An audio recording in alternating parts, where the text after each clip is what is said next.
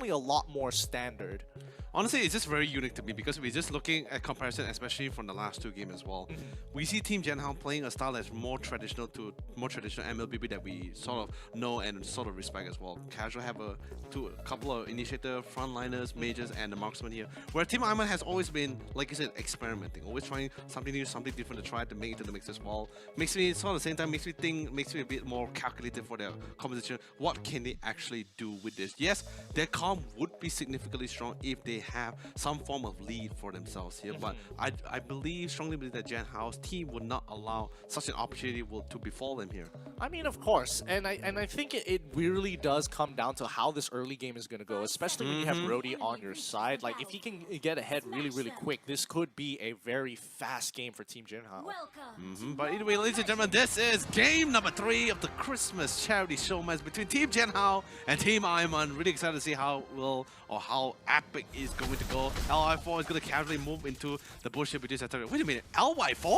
Yep, LY4 are going to be taking a step back here, allowing Skyway to try and carry this game single-handedly. He's getting a good amount of damage on the ZRX here, who's walking up a little too far. They have to wait until level 2 before they can start putting a lot of pressure. But Vincent, on the other hand, he's going to have to take the back foot. He should wait for the wave as he takes quite a bit of damage here. He's trying to heal off as much, but again, Daniel making sure he is punishing him for every misstep and every time he overextends himself.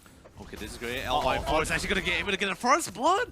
A 1v2. He's only level 1, and he actually got the first blood here, and potentially might get a double kill, but that's not actually going to happen here. LY4 barely gets out of there with Flicker, but still again, what a play. Seriously, what a play coming in from LY4. Yeah, LY4 able to take full advantage of ZRX there, just because he was low on health and he did get a really good chunk out at level 1. However, let's just look at the other lanes as well, because both Aiman and Daniel Ron is going to be holding on this bot lane and punishing this Balmond like they did in game 1. Top lane here, Sync versus Potato. Not exactly the best matchup for Potato, of course, and Sync is just going to zone him out for as long as possible. It's really difficult, especially because especially Kaja in particular, he has so many nerfs, especially for his skill in particular as well. So clearing and literally farming for himself based on skills will be a little bit more longer than usual. However, here comes the rotation coming from the side here, Team Jian. LY4 is going to be able to find a beautiful moment for themselves. However, the kill will still be secure on the top side. Literally, Team Jian is currently on a roll. There will be a trade, but top side Sing will be able to single-handedly kill off Potato. Alright, so they trade 1 for 1, so at the end of the day, they don't lose too much of it and actually just even out the score. However, they are losing quite a bit of gold on towards the top side as Sing has been able to dominate Potato in this fashion, especially since he hasn't hit level 4, and he's going to try and zone him out, and this is going to be a good time for Potato to trade. Now, look, ZRX is coming in with a Fatal Link, putting some good amount of damage. Sing needs to run away, but the Blazing Duet is going to be killed off by Soul, using his Battle Mirror image to close the distance. Ooh, Soul was just playing Tango with our dear friend Sing as he slowly flies by here. But anyway, coming back to the ball lane, I think that's sort of giving him a little bit more space, especially for Vince to get some farm for himself. However, Daniel really pulling in the pert for him on top of it. But look at that on the minimap. Quick rotation coming in once again. LY4 taking the kill, finds Daniel Ron, gets with the 1,000-pounder here. Skyway trying to secure it with the final kill. Will get it especially. But Daniel also did drop down the ultimate just for good measure for a potential dive. But he will not be able to get any more damage out of this. Yep, he's trying to just do as much as he can. Vincent, getting him, almost getting him there, and finally ZRX is able to secure that kill. Aiman, some great play on that, making sure that he's putting in the right position. Potato finds the Divine Judgment onto Sky, and that's going to be a wombo combo straight to the grave. Even jumping a couple of emos at the same time. Wow! I mean, you gotta show that disrespect. That is true. That is very true. But this is exactly the kind of aggression that Team Aiman is supposed to be playing right now. But Team Jian still able to trade things off towards the bottom side here. Y4, he's got that eye for opportunity, and he made sure that Aiman learns his lesson. He can't be that low, especially when LY4 is watching him so closely. I think he sort of just remembered from game number 1 the fact that the last time that they actually just left Aiman to be alone in the bottom lane here. So I think this time they're going to be taking full advantage of this and try to get as many kills or at least as many EXP or farm as possible, especially from Aiman on top of himself. And this should be an easy first turtle clear for the side here, Team Aiman. Yep, they're making sure that they are, even though they are losing trades here and there, and they are down by 1 kill, they are making sure that the objective game remains true. I mean, definitely for sure, especially since majority of them is sort of at least 3 of them are mage nukers, so they should be able to get that sort of lane advantage for this, or lane harass in this case here. Saying, however, in the top lane will definitely, of course, will be superior. And LY4 trying to see if he can start a fight here. Zetra is actually going to be beaten up by Sing easily. Thankfully enough, the perfect match was actually able to spot out LY4 here. However, the Fire Asher was still enough to do enough damage here. But Zetra barely able to get out of it. But thankfully enough, LY4 has his flicker, will be able to get the kill, popping the Hurricane Dance, locking down Soul. But the Blazing Duet has already been committed, and that's going to be the end for LY4. Yeah, that's really good. But Sing, he could potentially catch him off. Oh, Battle Mirror Image just came out in time, and Daniel was in position to help out, but still not required. Battle Mirror Image off cooldown, and Aiman gonna get some free hits down on this bot side. I think that's a really great thing, because recently, like before the patch of December 14 as well, there was this patch on the Claw that literally, like I tell most people, that sort of brought him back into the game. Especially, I mean, he still need the necessary item, especially the Demon Hunter, sort of really pop things off. But with the Battle Mirror Image itself, his entire utility and the sort of buff for a couple of his skills, he's pretty much back in the game, able to make a couple of these fights as passive as possible, or be even more aggressive if he chooses to be so. Yeah, he can, and you know, Soul, at this point in time, he just wants to be able to help carry his team at this point in time. Loyi coming in hard. Oh, Zedrek's finding an amazing 3-man Fatal Links. Nicely done. As they come in with a fat wombo combo as well, committing the Blazing Duet on top of everything else. But Jian Hao is struggling to kind of recuperate from that damage. They don't have their flickers to work with them. They don't have that extra battle spell to save them from such a dire situation. What's even more crazier was the fact that actually it was Potato that was sort of baiting himself in the front, allowing the Fatal Links to actually happen. And what's even better, when the Fatal Links was already committed, Potato was already in range for the Divine Judgment and instantly targeted Jian Hao, literally the sole controller of the team here, holding him back, not allowing him to pop the Sanguine Claws or do any further magic nuke damage. Yeah, so I mean, smart plays. Soul just purchasing his Hunter Sword after the jungle item, first item he made, and oh, SkyWee able to get that Bloodlust Axe as well. So they're pretty much even for now. The only difference is going to be when it comes to EXP.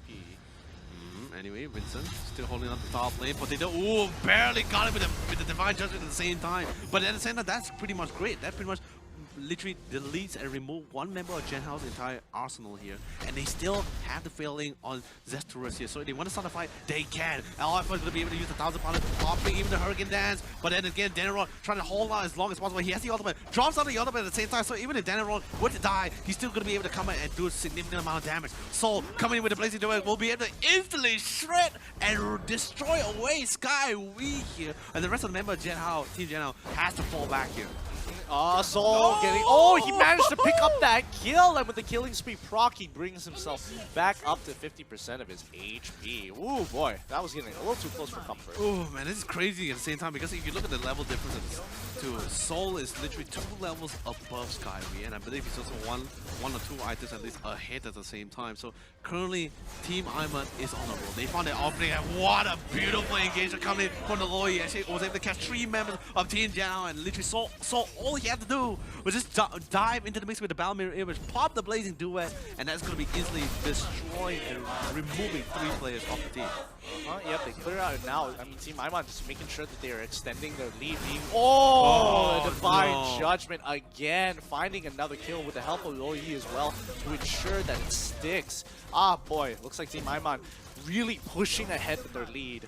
This is really great for them. I'm really happy for the fact that they're actually trying to make this happen. By the way, Soul coming in with the Blazing Duet, instantly getting rid of Jian Hao before he could even try to do anything. LY4 coming in with the 1000 Pounder, trying to hold down the line with the Hurricane Dance. But however, the majority of his members already fell. There is still SkyWee, but SkyWee doesn't really have enough damage or the confidence to really go toe-to-toe with Soul right now. But Soul did get picked out, so I think that's pretty much sort of like a big win for Jian Hao right now. Yep. Going to be slowly rotating away. They don't have enough of a wave to ensure that they can get that inhibitor tower as well. But right now, 9-19 in favor of Team Aiman, who is 10 kills ahead and 5k goal at 8 minutes into the game. This is just really impressive. Now this is what I was saying, right? It's not like the only way I see Team Aiman was actually going to be able to dominate the entire way if they have some sort of... Okay, what was the word that I used just now? god, brain fast is really happening for me today. No, if they have some form of advantage for themselves, especially towards some of these fights, then definitely they're going to be able to summon. This is exactly what we're witnessing right now. Vincent not just going to commit the flicker just to get out of the situation. And then the gold network, the difference right now is literally just by 4K.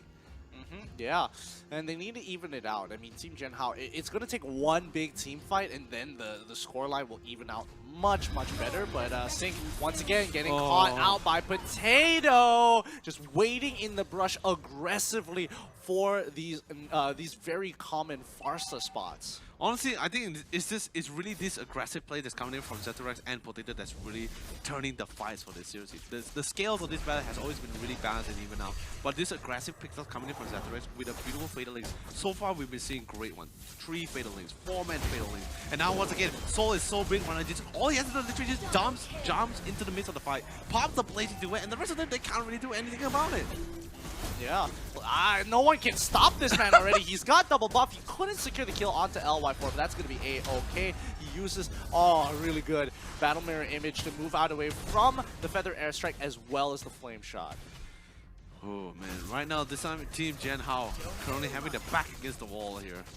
Literally, the jungle is constantly being dominated. Zether is getting a little bit down low, but that is cold. Soul bait for it. Soul jumps in the mix of it, easily finds Skyway, picks off Skyway. They want to look for a couple of more. Even Dan is going to be able to drop down the ultimate. Soul, our dear friend Danaron will still be coming back in the mix, trying to do a little bit more damage before he currently leaves.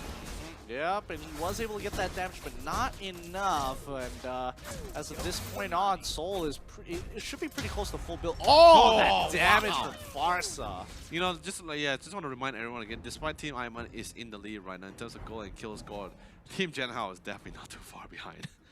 Yeah, they really aren't. I mean, it's 5K, but it really is who has it. And Soul comes in with the Blazing Door. Oh, chucks down LY4 with just the edge of it down to 50%. I didn't expect it to go that low, but okay. I didn't expect he would to actually get that far. From the red buff, he literally ran all the way to literally right underneath the mid and hit the tower here. That was how far he actually ran before he actually bounced back with his Battle Mirror. Going to be able to take Lord here, and there's no contestation from Team Jian Hao at all. They're looking for an angle, but unfortunately, it's only going to be ZRX who bites the dust. And even one more. They find the kill. They get another 2-for-1 in favor of Team Aiman.